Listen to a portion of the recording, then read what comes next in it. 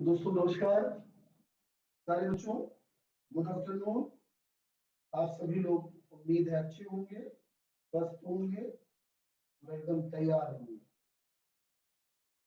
तो बेटा अगले चरण के लिए आप प्रवेश कर रहे हैं यहाँ से। आज अभी तक जो भी बच्चे एडमिशन नहीं लिए हैं, आज उन्हें लिंक मैंने प्रोवाइड करा दिया है कि अपना समझ लें, देख लें, क्योंकि उनको रेगुलर कुछ भी नहीं मिलने वाला बेटा।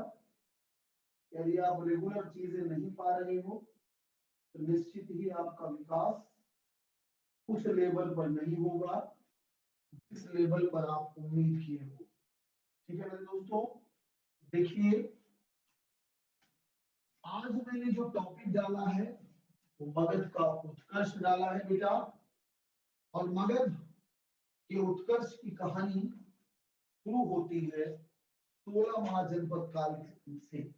बेटा हमने आपको पिछले टॉपिक्स में जहां धर्म को समाप्त किया वहां से शुरू होगा मगध का उत्कर्ष। ठीक है, तो आपको मैंने शेयर किया था कि 16 महाजनपद काल में है मगध, है ना, मगध के साथ कई अन्य मगध के अलावा अंग, मगध क्या नाम बेटा,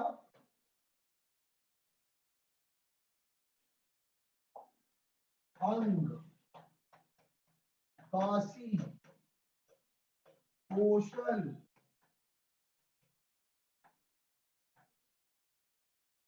अवध, है ना, और वत्स, ये सारे महाजनपद प्रभावशाली हो गए। मैंने 16 में से ये 6 जबरदस्त हो गए। गुड आफ्टरनून सारे लोग भाई, गुड आफ्टरनून बेटा। ये सबसे ज्यादा जबरदस्त हो गया है ना। ये भी आपसे शेयर मैंने किया था कि मगध का उस समय का समकालीन शासक बिंबिसार था। बिंबिसार, अंग का ब्रह्मदत्त, काशी का अजातशत्रु, कौशल का प्रसेनजीत, अवंती का चंड प्रद्योत और वत्स का उदयन। ये 6 राजा समकालीन। स्टूडेंट, इस समय साम्राज्यवाद की गति तेज पड़ी, सब अपने अपने विस्तार को लेकर सक्रिय हो। हर राजा यह प्रयास में लगा था कि हमारा राज्य बड़ा हो जाए, निश्चित ही संघर्ष की उत्पत्ति हो। इस संघर्ष के क्रम में देखिए पड़ोसी एक दूसरे को निपटाए। अंग के राजा ब्रह्मदत्त पर बिंबिसार का हमला हुआ, इसकी हत्या कर दी और मगध ने अंग को अधिग्रहित कर लिया।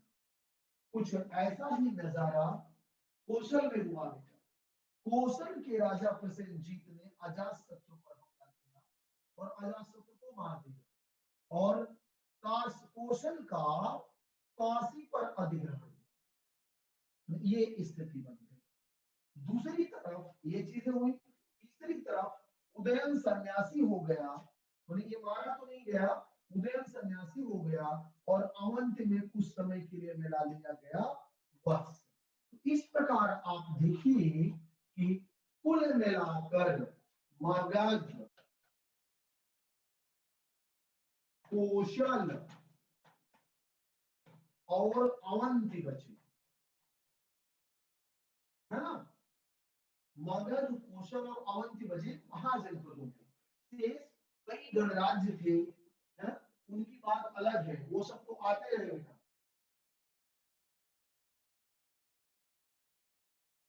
Thank you Ravidas, thank you भैया रविदास जी। ऐसे टॉपिक पढ़ाऊंगा। तो देखिए बेटा, मगध, कौशल और अवध, ठीक है बेटा, ये ऐसे थे कि जो दमदार हो, लेकिन स्वाभाविक प्रक्रिया जो है, नेचुरल है कि भाई अब संघर्ष की गति शुरू हुई तो और साम्राज्य विस्तार की प्रक्रिया चलेगी, क्योंकि हर व्यक्ति, हर राजा अपने साम्राज्य विस्तार के द्वारा अपना रिसोर्सेज बढ़ाना चाहता है। तो संघर्ष स्वाभाविक प्रवृत्ति, और ये होगा, मैंने हुआ। इस क्रम में मगध और कौशल का संघर्ष हुआ। मगध और कौशल, देखिए हम बता रहे हैं कि मगध का उत्कर्ष हुआ कैसे, मगध संघर्ष में आगे बढ़ा। देखिए अब यहाँ बिंबिसार, यहाँ प्रसेनजीत, यहाँ प्रसेनजीत,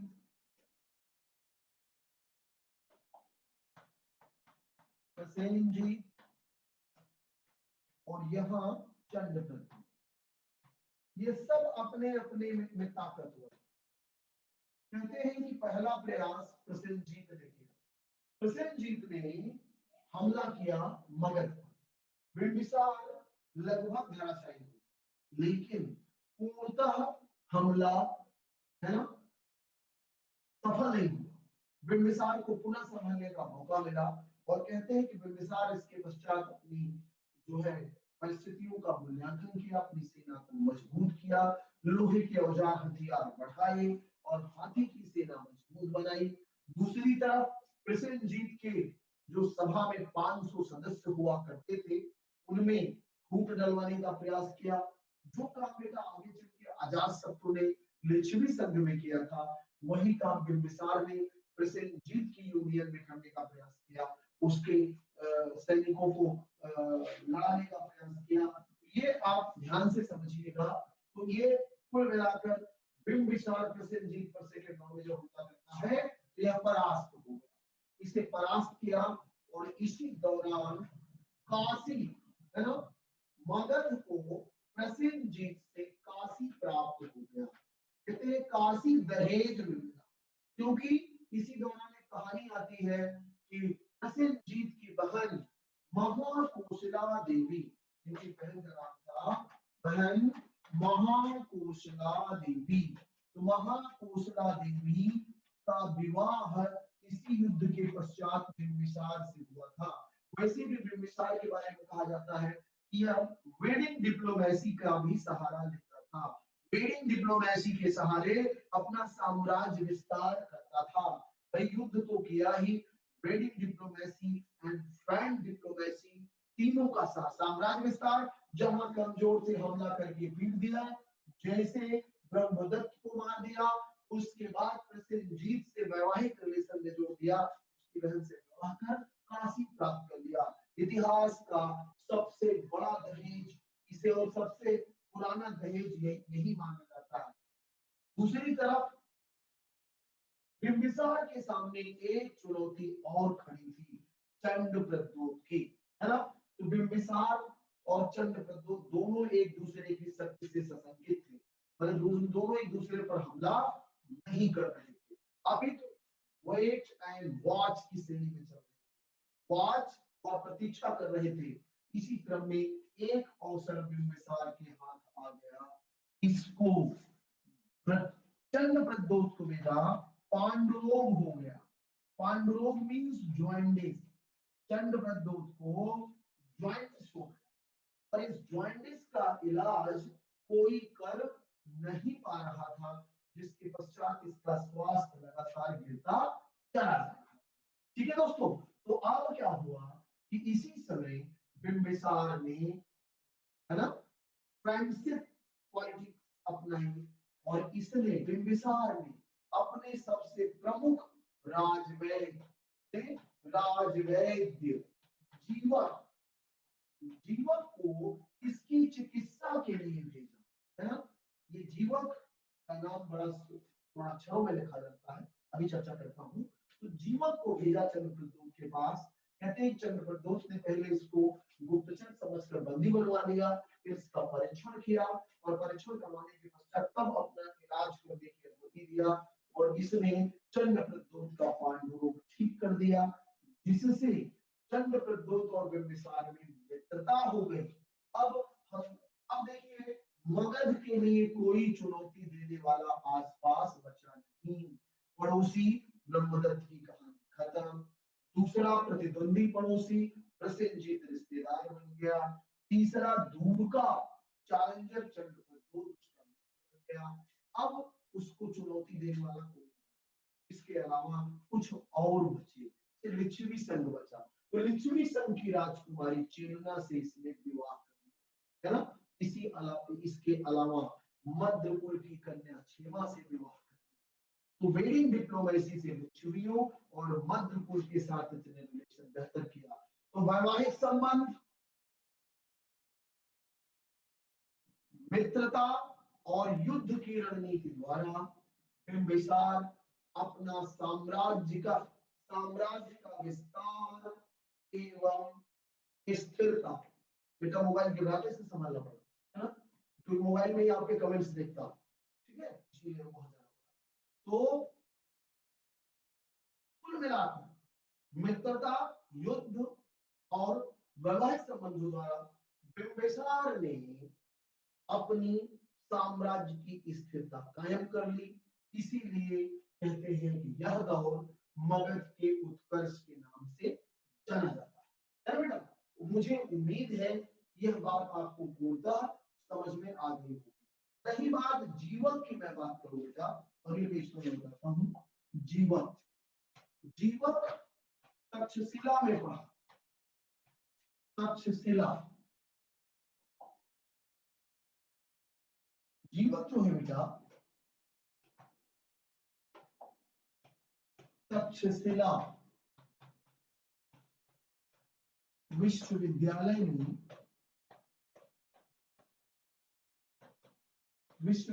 में अध्ययन किया। वहीं पर चिकित्सा सीखी, है ना। और जीवक पुत्र किसका है? ये सालवती नामक गणिका का पुत्र था। गणिका समझ रहे हो ना, राज दरबारों में नृत्य करने वाली लेडी, है ना, ये गणिका थी। उसने अपने बेटे को ऐसे संस्कार दिए, उसको भेज दिया कहाँ पढ़ने? उसको भेज दिया, है ना, तक्षशिला पढ़ने। बहुत बड़ा उदाहरण है ना ये। और जीवक की विद्वता से प्रभावित होकर, है ना, बिंबिसार ने अपना इसको राजवैद बना दिया। ये बहुत बढ़िया क्वेश्चन आपके लिए बन सकता है, कभी भी यह एग्जाम में आपको आ सकता है ना बेटा। ये उम्मीद है कि आप इसे अच्छी तरीके से समझ लिए होंगे, है ना बेटा। तो अब देखिए, तो ये कहानी थी। अब एक बात और बता दें, बिंबिसार के वैवाहिक संबंध, बिंबिसार के वैवाहिक संबंध, 3 घरानों से विवाह किया था, ऐसी जानकारी प्राप्त होती है। एक आपने स्पष्ट पढ़ा, कौशल की राजकुमारी महाकोशला देवी, है ना। लिच्छवी राजकुमारी चेलना से विवाह, ठीक है। और मध्य पंजाब में है बेटा, मध्य कुल की कन्या क्षेमा से विवाह। देखो, पंजाब, उत्तर में लिच्छवी और पूर्व में कौशल से वैवाहिक संबंधों द्वारा अपनी स्थिति मजबूत बनाई। तो हमें उम्मीद है यह बात आपको बेहतर समझ में आई, यहां से कोई गलती आप नहीं करें, है ना बेटा। तो यही मगध का उत्कर्ष होता है। और ध्यान से सुनना बेटा, जितने बच्चे अभी तक लाइव देख रहे हैं, अभी एडमिशन नहीं लिए हैं, वो आत्मघाती कदम उठाए। यदि वो सोच रहे हैं कि सिर्फ एक विषय पढ़कर, चाहे ज्योग्राफी हो, चाहे आपका इकोनॉमिक्स हो या पॉलिटिकल साइंस की, यदि आपको लगता है सिर्फ आप एक विषय पढ़कर आपका सिलेक्शन हो जाएगा, दूसरा विषय इतिहास आप अपने से पढ़ लोगे, कि समझिए जीवन के सबसे बड़ी भूल कर रहे हो। क्योंकि 2013, 2016 दोनों की परीक्षाओं में इतिहास में गए हैं। और ये मेरिट में आना वर्तमान समय में मेरिट की बड़ी चुनौती है, क्योंकि अब इंटरव्यू फिनिश हो रहा है, समाप्त हो गया है, तो उसके माध्यम से अब आपको तैयारी करनी होगी। और किस नंबर की वैल्यू है, इतना समय आपने अपना गंवाया है ना, फीस आप दे रहे हो, तो अगर एक विषय से आप दूर जा रहे हो तो अपनी प्राइवेट प्रणाली मांगो। तो अभी भी कुछ कम नहीं हुआ है, अभी भी मैं आपको अपनी पीडीएफ फाइल के जरिए जोड़ दूंगा। जो पढ़ा रहा हूँ बेटा, इसकी 1 बाय 1 क्लास नोट्स में देता हूँ, बच्चों को लिखाया हूँ ऑफलाइन में पूरी ताकत के साथ, वो ऑनलाइन में नोट्स प्रोवाइड करा देता हूँ, है ना। हाँ, तो सतीश, मैंने बेटा तुम्हारे लिए पीडीएफ कल अपडेट भेजा था सर, आपको पीडीएफ मिल गई ताम्रपाषाण काल तक। इसके बाद सिंधु सभ्यता का अब भेजूंगा सीक्वेंस में, मिल गई बेटा। चलिए, तो मैं जानता हूँ तुम्हारा एडमिशन होगा सबसे पहले। तो जिनका एडमिशन अभी नहीं हुआ बेटा, उन्हें तुरंत एडमिशन करा लेना होगा, नहीं तो पर डे लिंक कैसे जाएगी, कभी कभी ऐसे का लिंक आपको भेज दूंगा। हाँ, चलिए बढ़िया। तो कल पीडीएफ मिली सतीश, तो बहुत बार पूछे हो। चलो, तो अच्छा लग रहा है, पीडीएफ सही लग रहा है, क्वेश्चंस भी मैंने भेजे थे उसके, मिला आपको, समझ में आया कुछ?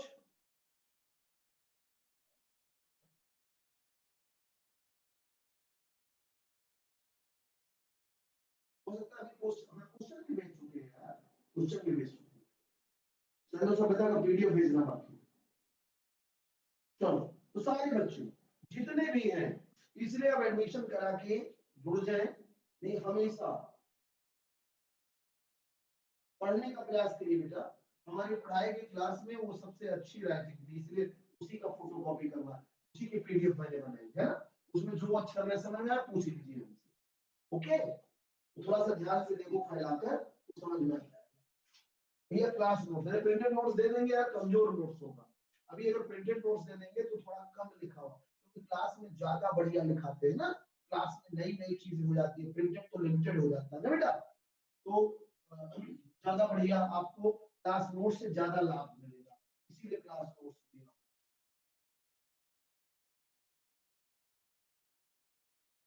नहीं नहीं, वो अपडेट है पूरा, 2017 से अपडेट है, अच्छा नहीं, वो बाद में भी उसने किया। चलिए, तो बेटा ये आपको अब इतनी बात समझ में आ गई होगी। अब देखिए, अब यहाँ आप देखें, मगध के प्रमुख राजवंश, मगध के प्रमुख राजवंश, तो देखिए मगध के प्रमुख जो राजवंश हैं, जब मैं उनकी बात करता हूँ तो आप समझिए, थोड़ा सा चार्ट बना लेते हैं, चार्ट, इससे आपका बेहतर निर्माण हो जाएगा। राजवंश का नाम, संस्थापक एवं कार्यकाल, तो आइए, राजवंश, संस्थापक एवं कार्यकाल। चलिए देखिए, सबसे पहला प्राचीन मगध में बृहदर्थ वंश माना जाता है, जयद्रथ वाला खानदान, बृहदर्थ वंश, संस्थापक बृहदर्थ, और कार्यकाल महाभारत का, तो महाभारत का लगभग 900 BC, महाभारत का समय बेटा बीबी लाल ने 900 BC निर्धारित किया, कितना निर्धारित किया है, लगभग 900 BC, ठीक है। अब ध्यान से सुनो, इसके बाद यहाँ हरियक वंश, हरियक वंश, संस्थापक बिंबिसार, समय 544,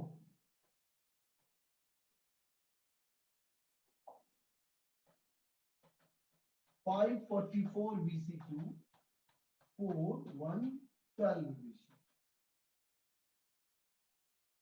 अब हरियक वंश के बाद बीता शिशुनाग वंश,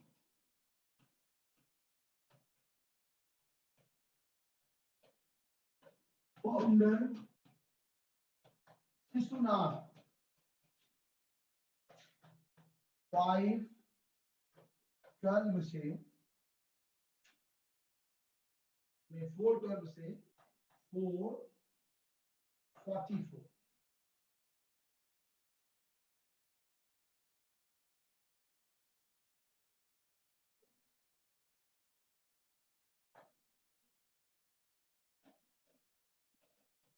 अब आइए,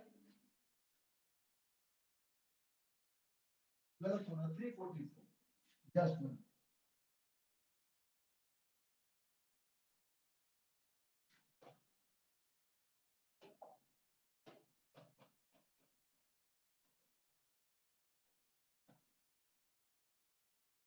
अब नंदवंश,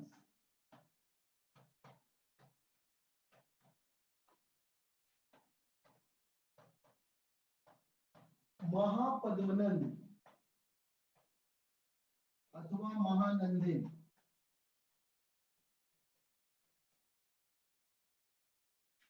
थ्री 344 से 322 बीसी। और यहाँ मौर्य वंश,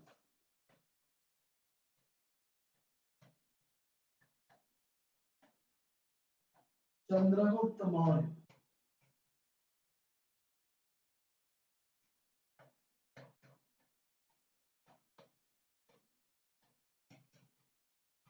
वन 185 बीसी। तो देखिए मौर्य वंश, ये चीजें आती। अब इसके पश्चात यहाँ कौन कौन से राजवंश है, ध्यान से समझिए। ये समझ में आ गया? एक स्क्रीनशॉट ले लीजिए जल्दी से, फटाफट स्क्रीनशॉट ले लीजिए।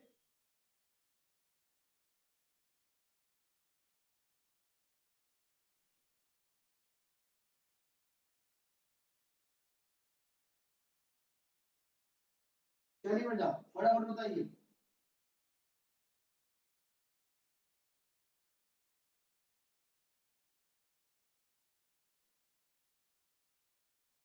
नोट्स बेटा बनाने का टाइम नहीं रहता, नोट्स को आप स्क्रीनशॉट लीजिए और उसको फिर बाद में अपने हिसाब से बनाइएगा, इतना टाइम नहीं रहता बेटा। सतीश, नोट्स लिखने का टाइम आप इत्मीनान से लिखिएगा, वीडियो आपके पास पहुंच ही जाती है लिंक, है ना, 2 दिनों तक पड़ी रहती है, उस पर आप देखिए। इसके अलावा आप स्क्रीनशॉट लेने की आदत डालिए, जहां मैं रुकने का मौका दूं, ठीक है? ये आदत डालिए, ये सारे बच्चे इसकी आदत डालिए, स्क्रीनशॉट ले लें, अथवा जो है पीडीएफ खोल के बाद में करेंगे, इतना टाइम नहीं होगा कि आपको लिखने का समय देंगे, है ना? तो ये बस सीरियल समझ आ गई। अब इसके आगे कौन कौन से राजवंश थे, नीचे जगह नहीं था इसलिए अगले पेज पे चलते हैं, है ना? अब आएगा मौर्यों के बाद कौन सा आएगा, शुंग वंश आएगा। शुंग वंश उसी सीक्वेंस में आप जान लें। शुंगों का फाउंडर पुष्यमित्र शुंग। अब पुष्यमित्र शुंग के बाद, है ना, मैं इनका कार्यकाल की बात यदि मैं करूं, ये हो जाएगा 185 से लगभग 75 बीसी। इसी प्रकार जब हम आगे बढ़ते हैं तो आता है काण्व वंश। कौन सा वंश आता है, काण्व वंश, वासुदेव काण्व, है ना? इनका समय जो है 75 बीसी से 30 बीसी माना जाता।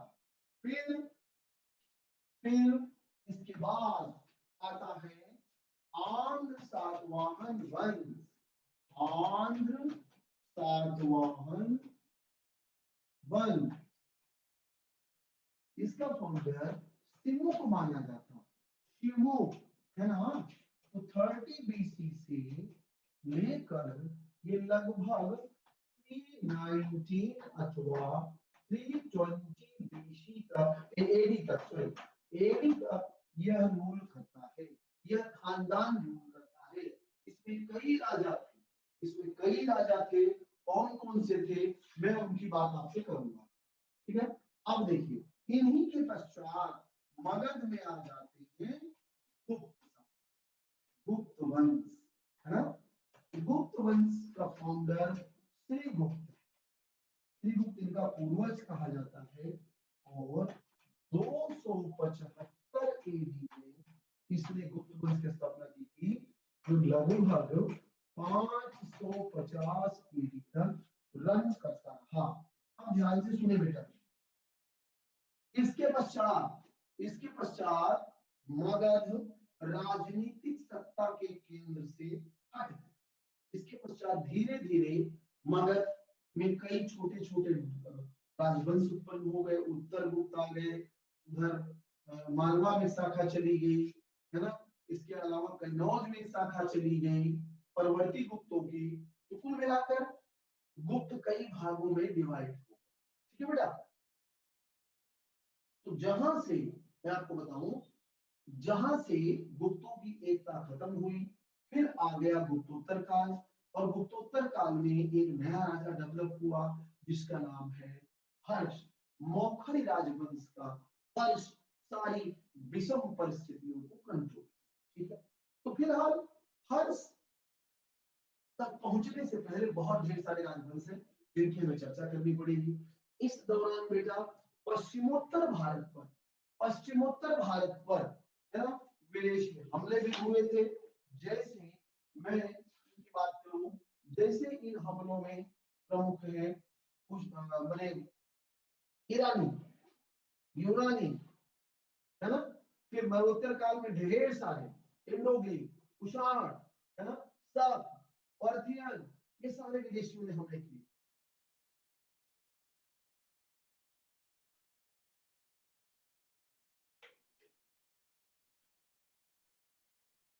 तो बेटा एक एक करके अब इनका इतिहास आपको जानना है, समझना है, और वन बाय वन इनकी पीडीएफ भी आपको मिलती चली जाएगी। जो नोट कर पाए पढ़ाते समय नोट कर लीजिए, और इसके पश्चात स्क्रीनशॉट लेके अपने हाथ से नोट कर लीजिए। फिर बचा हुआ पीडीएफ फाइल में भी आपका आ जाएगा, जिससे आपका निरंतर जबरदस्त विकास होगा और कहीं से कोई समस्या बेटा नहीं रह जाएगी। तो अब बताएं, किसी को कमेंट्स है, किसी कोई समस्या है, बात करिए। बिंबिसार के 4 पुत्रों का उल्लेख मिलता है बेटा। बौद्ध ग्रंथ कहते हैं बिंबिसार के 4 पुत्र थे, अजातशत्रु, विमल, उज्जाना, बेहल और सीलवर। जबकि जैन साहित्य बिंबिसार के 6 पुत्रों का नाम बताते हैं। बिंबिसार के 6 पुत्रों का नाम बताते हैं, कुड़िक, हल, विहल, अभय, नंदीसेन और मेघकुमार। ये बात समझ आ रही है? किसी को कंफ्यूजन तो नहीं? कमेंट करिए जल्दी जल्दी, फटाफट कमेंट करिए, कमेंट, तब आगे बढ़ा जाए। यहां तक पूरी चीजें समझ में आई या नहीं समझ आई? बात करो, बोलो बेटा, पढ़ने की आदत डालो, ऐसे कमेंट होता करिए।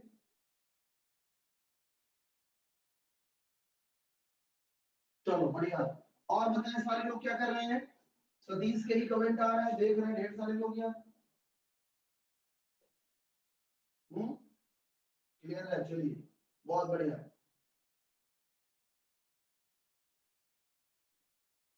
आगे बढ़ जाए।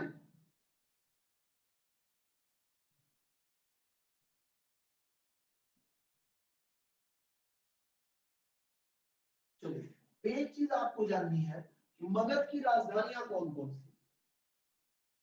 मगध की राजधानियां कौन कौन? मगध की प्रमुख राजधानी, मगध की प्रमुख राजधानी आप ध्यान से देखिए। मगध की प्रमुख राजधानियां में जाते हैं। सबसे प्रारंभिक राजधानी बेटा गिरिब्रज। गिरिब्रज ये अजातशत्रु के समय में शुरू में राजधानी थी। बाद में अजातशत्रु ने एक नई राजधानी बनाई बेटा राजगृह, है ना।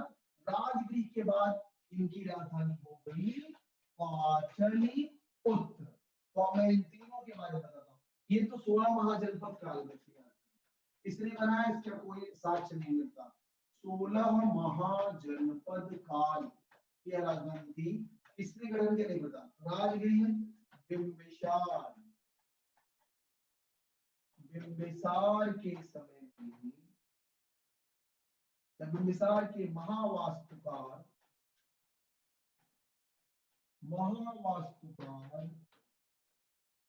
महागोविंद द्वारा निर्माण, है ना, और उसकी राजधानी। पाटलिपुत्र की बात करें तो हर्यक वंशीय शासक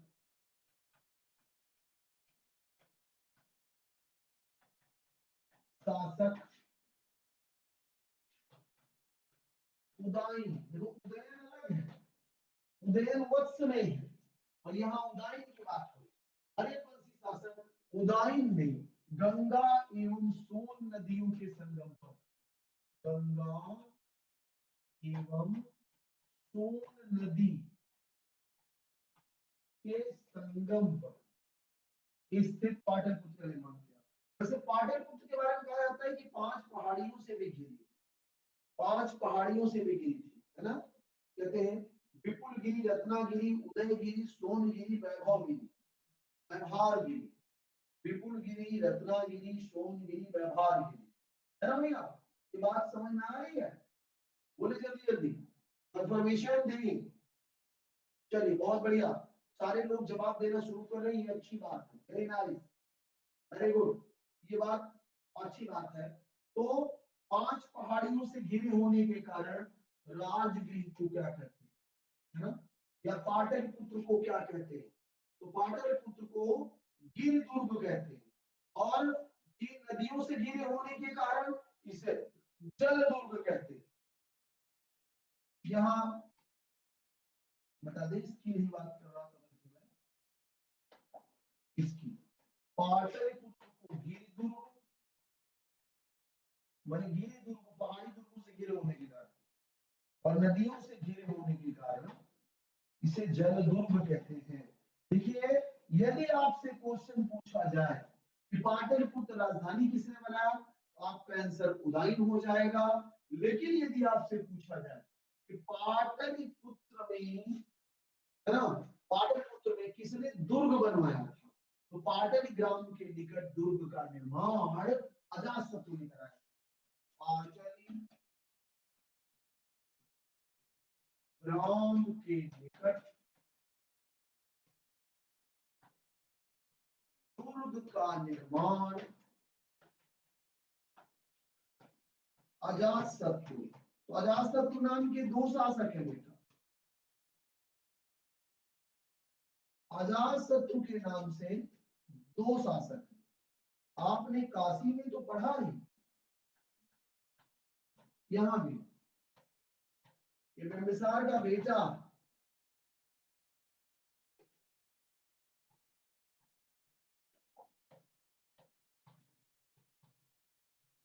ठीक है, दुर्ग का निर्माण अजातशत्रु ने और राजधानी को डेवलप किया उदयन ने। ये हमको लगता है कि बेहतर आंसर।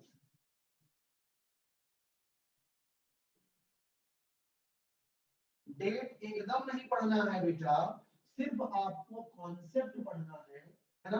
पढ़ते रहिए, कहानी को सुनिए, लेक्चर बड़ा माने रखता है, लेक्चर आप सुनिए फिर उसे नोट करिए, है ना। उसको आप अपने हैंड राइटिंग में भी लिखेंगी तो निश्चित ही वो बेहतर आपको याद हो जाएगा। रट्टा मारना नहीं पड़ता, समझ के पढ़ना पड़ता है किसने क्या वहां पर बनवाया था।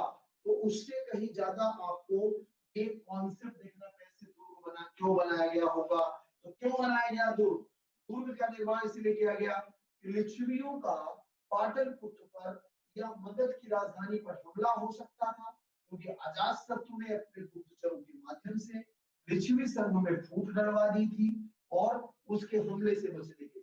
ये बार बार मैंने 3-4 बार जब पढ़ेंगे तो सब कुछ याद होगा। तो ध्यान तो रखना ही पड़ेगा, तिथियों की टेंशन नहीं लेनी है, तिथियां रखने की जरूरत आपको नहीं है बेटा। तिथियां आप नहीं रखेंगे, अपने आप आपको चीजें मिलती चली जाएगी। चले और बताइए, और कोई इशू आपको या किसी बच्चे को किसी प्रकार की इशू, बात करें जल्दी।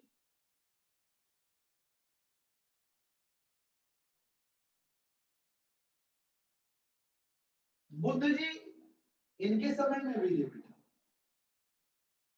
बुद्ध जी बिंबिसार के समय में, अजातशत्रु के समय में।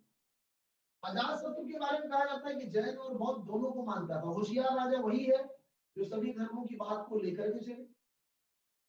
बिंबिसार के बारे में कहा जाता है कि बुद्ध जी का स्वागत करने के पश्चात राजगीर में एक उद्यान था, वेणुवन, वेणुवन उद्यान इसी ने दान में दे दिया था, है ना, ऐसा कुछ कहा जाता है। अजातशत्रु के बारे में कहा जाता है इसने भी बुद्ध जी की बड़ी सेवा की और जो लिच्छवियों की एकता को तोड़ने में कामयाब रहा, ये बुद्ध जी के उपदेशों के कारण संभव। बुद्ध जी से इसने पूछा था कि लिच्छवियों की राजनीतिक ताकत का राज क्या है, बुद्ध जी ने संकेतों के माध्यम से बताया कि जिस प्रकार एक लकड़ी दो लकड़ी को आसानी से तोड़ा जा सकता है, उसी और जिस प्रकार 10 से 15 लकड़ियों को एक साथ बंडल बनाकर नहीं तोड़ा जा सकता है, उसी प्रकार जब तक लिच्छवियों में एकता रहेगी, 8 राज्यों के संग हैं, तब तक उनका कोई कुछ नहीं बिगाड़ सकता। तो समझ गया बिंबिसार, और उसने इसी में अपने राजदूत शुद्धि एवं वशकार, शुद्धि एवं वशकार को भेजकर लिच्छवी संघ में फूट डलवा दी, और वहां से लिच्छवियों की एकता कमजोर हो गई।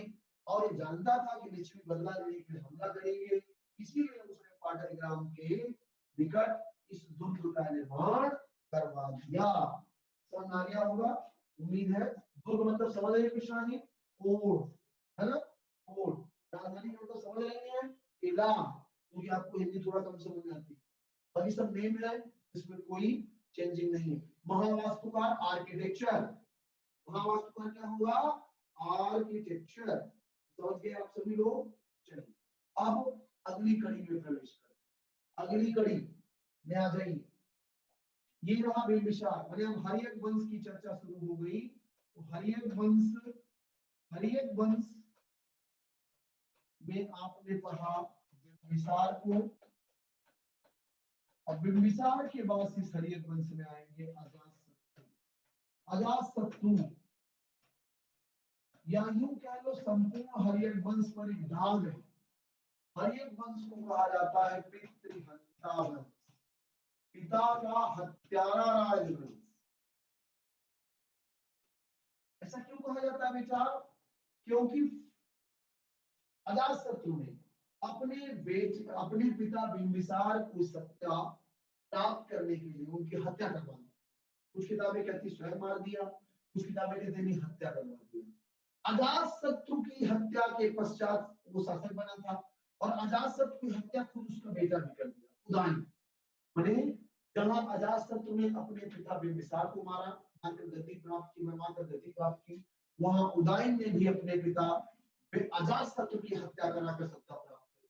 तो बड़ी सुपर कहावत है कि बोया फिर बबूल का तो आम कहां से खाए, यही इसके साथ हुआ। इन्होंने अपने पिता को मारा, इनका बेटा इन्हीं को निपटा दिया। तो ऐसी सीक्वल में घटनाओं के कारण, क्योंकि एक के बाद एक ने ऐसी घटना की, इसीलिए इसका नाम बेटा पितृहंता वंश। ठीक है, चलो और बताओ। ये अजातशत्रु, जब अजातशत्रु के समय की बात करते हैं बेटा, अजातशत्रु में आप आ जाइए। जैसे अब इनका समय लगभग 498 के आसपास, 492 से इनका समय बीसी से शुरू हो जाता है, और 470 तक, नियर अबाउट 460 तक, 70 तक नहीं, 460 तक इसने शासन किया। 460 बीसी तक किया, है ना। इसकी उपाधि बड़ी गंदी है। जहां बिंबिसार को श्रोणिक कहा जाता था, वहीं इसको बेटा कुड़िक कहा जाता था। कुड़िक माने गंदा कार्य करने वाला, और ये श्रोणिक सही कार्य करने वाला, है ना, इसे कुड़िक कहा जाता है ना। बाकी इसमें कोई कमी नहीं थी, है ना। इसके कार्य जो है, वैशाली लिच्छवियों, 8 राज्यों का संघ, लिच्छवियों के संघ में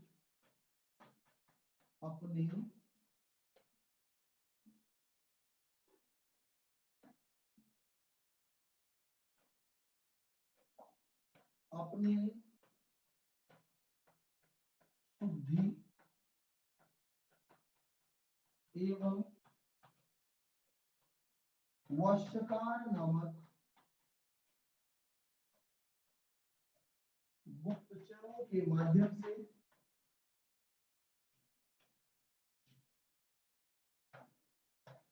फूट डलवा दी,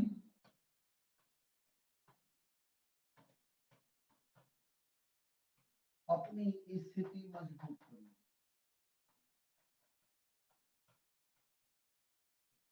दूसरी तरफ बेटा अजातशत्रु के राज्य पर काशी और कौशल ने मिलकर हमला किया। अजातशत्रु के राज्य पर बेटा काशी और कौशल का हमला हुआ। काशी एवं कौशल की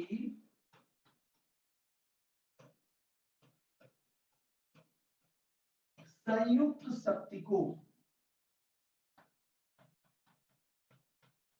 परास्त कर, काशी और कौशल की संयुक्त शक्ति को परास्त कर अजात शत्रु ने कौशल पर, काशी पर, कौशल पर तो इनडायरेक्टली, काशी पर पूर्णतः नियंत्रण कर लिया।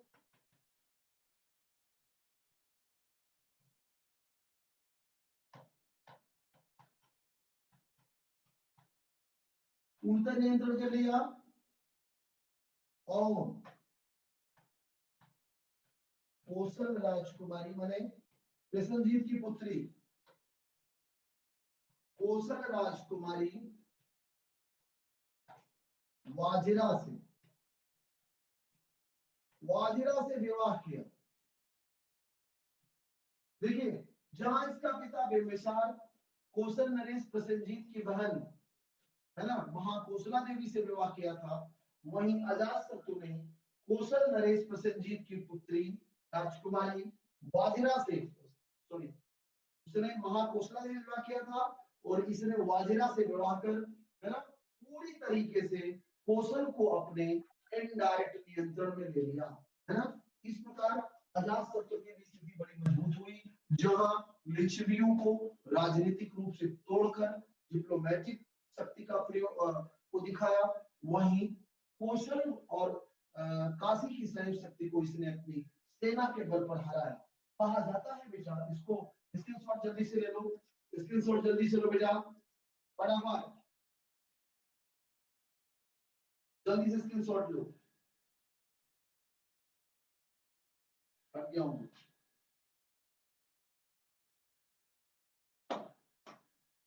ओके, चले आगे बढ़े।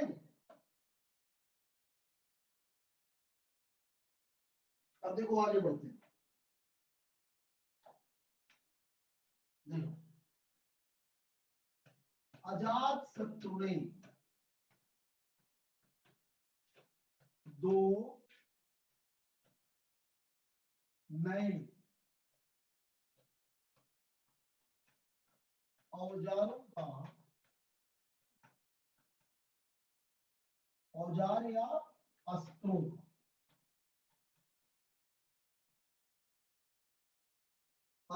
का निर्माण कराया था। कौन से दो हैं? रथ मुसल एवं महाशिलाकंटक, है, ये दो नए अस्त्रों का इसने निर्माण कराया था। देख भैया, है ना, अरे आप सभी लोगों ने यदि याद करो ये कौन से अस्त्र थे? रथमुसल, एक बड़ी सी पत्थर की शिल्ली होती थी जो गेट, बड़े बड़े द्वार को तोड़ने में मदद करती थी। आपने बाहुबली फिल्म देखा होगा, हमें उम्मीद है ना, उसमें आपने देखा कि उसमें महिष्मती, अवंती वगैरह का नाम भी लिया, तो इसमें इस रथमुसल और महाशिलाकंटक की परिकल्पना को साकार करने का प्रयास किया गया था। रथमुसल जो पत्थर की सिल्ली हाथियों से बांधकर दौड़ाते हुए गेट में ले जाके लड़ाया जाता था, उसे रथमुसल कहते थे गेट तोड़ने के लिए। और महाशिलाकंटक जो ऐसा था कि जिसे बड़े बड़े पत्थर के बोल्डर्स उठाकर फेंका जाता था दूर तक, या पत्थर को माने गोला बना करके फेंक दिया जाता था, तो जिससे बड़ी संख्या में लोग मारे जाते थे। तो बड़े बड़े पत्थर फेंकने वाली जो मशीन है वही है महाशिलाकंटक। ये अजातशत्रु की विजय के महत्वपूर्ण सहायक यंत्र थे, शस्त्र थे, और इसके जरिए इसने अपने प्रतिद्वंदियों को परास्त किया और इस प्रकार वैशाली को इसने अपने नियंत्रण में ले लिया। बुद्ध जी का बहुत बड़ा भक्त था और बुद्ध जी के सम्मान में इसने, है ना, वैशाली, सॉरी, बुद्ध जी के सम्मान में इसने राजगीर में बुद्ध जी को बुलाया भी था और बुद्ध जी की मृत्यु के पश्चात इसने उनकी राख के ढेर पर, कहते हैं कि 8 उत्तराधिकारी बुद्ध जी की मृत्यु के समय में 483 ईस्वी में 8 उत्तराधिकारी उत्पन्न हो गए थे कि बुद्ध जी हमारे हैं, बुद्ध जी हमारे, हम बुद्ध जी को ले जाएंगे। उनमें अजातशत्रु भी था। कौन 8 है? देखो, मगध, वैशाली, कपिलवस्तु के साथ, अल्लकप के बुली, रामग्राम के कोली, बेट द्वीप के ब्राह्मण, पावा के मल्ल एवं कुशीनारा के मल्ल, ये 8 ऐसे चैलेंजर हैं जिन्होंने कहा बुद्ध जी हमारे, हम ले जाएंगे। और अंत में कोई नहीं ले गया, बल्कि बुद्ध जी की डेड बॉडी को जलाया गया और उनकी राख को 8 में बांट दिया गया। और ये लोग अपनी अपनी राजधानी ले जाकर उस पर एक उल्टे कटोरे की आकृति की इमारत बनवा दिए, है ना, पत्थर से, इसमें राख रखकर। इसी को स्तूप अथवा चैत्य कहा गया। स्तूप अथवा चैत्य कहा गया। चिता की राख पर बनने के कारण चैत्य कहा गया। तो ऐसा सबने कराया। और आपको जानकारी के बता दें बेटा कि अजातशत्रु ने बुद्ध जी की मृत्यु के जस्ट पश्चात प्रथम बौद्ध संगीत का भी आयोजन कराया था। प्रथम बौद्ध संगीत का आयोजन भी कराया था, जिसको मैं चार्ट में करा चुका हूँ, है ना। तो 483 ईस्वी में बुद्ध जी की मृत्यु थी और अजातशत्रु ने यह कार्य किया था। तो इस प्रकार से विचार यहाँ समापन हुआ। हर्यक वंश में कुछ नहीं बचा, क्योंकि उदयन के बारे में एक मात्र तथ्य जानना होता है। इसने 2 तथ्य, एक, इसने पाटलिपुत्र नगर की स्थापना की, राजधानी बनाया। दूसरा तथ्य ये है कि इसने वत्स महाजनपद को अपने मगध के नियंत्रण में लिया था। इसके अलावा कुछ भी नहीं। ठीक है। इसके बाद शिशुनाग आ जाता है। शिशुनाग के बारे में कहा जाता है कि इसने मालवा, अवंत तक विजय प्राप्त की। इसके अलावा इसने लिच्छवियों पर पूरी तरीके नियंत्रण स्थापित कर उसे अपनी दूसरी राजधानी बनाया। ये वो फैक्ट है जो आपको याद रखने होंगे और जिसके माध्यम से सब आपकी तैयारियां हो जाएंगी, नोट्स मिलते हैं और आप क्लियर हो जाएंगे। तो किसी कोई और बात, किसी को कुछ और कहना है, कोई कमेंट है किसी बच्चे का, जल्दी बताएं फटाफट। कोई भी कमेंट है जो डिस्कस करने को तैयार है, बस एक मैसेज देना है कि अभी तक अगर एडमिशन नहीं लिया हो तो हिस्ट्री के ट्रायल ग्रुप में बीच बीच में डाल दे रहा हूँ, ऑनलाइन ट्रायल में भी डाल दे रहा हूँ, सोशल ट्रायल में भी। अब ये नहीं पढ़ने वाले हैं, बस ऐसे ही 10 दिन में एक बार, 5 दिन में एक बार एक टॉपिक में डाल दूंगा, जिससे आपको बेहतर है।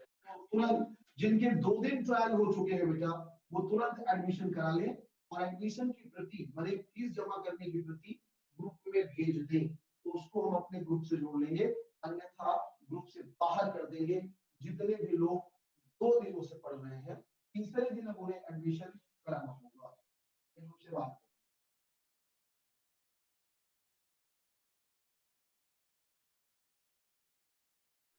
सतीश, तुम्हें लिखना भी तो काम करो, तुम अब चले आओ ऑफलाइन में, ठीक बेटा।